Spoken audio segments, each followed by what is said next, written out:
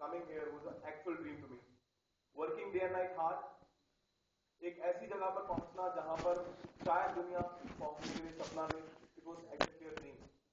In the college, in fests, when any star comes, basically you are watching and focusing your all eyes on them, only to think that one day we would become something like that. Yes or no?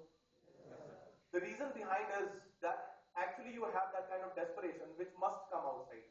Why did I not use should? I only use must. It must come because you have that kind of desperation inside. अगर आप उन्हें platforms पे लेकर आप practically emerge नहीं करवाओगे तो शायद सक्सेस नहीं आएगी.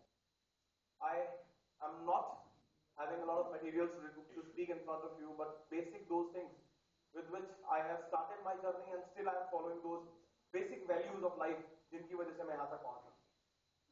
आप में से हर एक इंसान कॉलेज में होगा. Everybody. Gentlemen, I would not say that आपका पूरा कंसंट्रेशन मेरी तरफ होना चाहिए. Rather, I would say that आपका एक नैनो सेकंड होता है. Do you understand? Seconds and nano seconds. Nano second से भी अगर छोटा आपका कोई सेकंड इधर उधर भटका तो शायद कुछ भी कही हुई बात ऊपर नीचे हो सकती है. Same with that, it is very important to listen carefully what I'm going to tell you today. Gentlemen, आज से कई साल पहले एक गांव के अंदर एक पुजारी हुआ करते थे.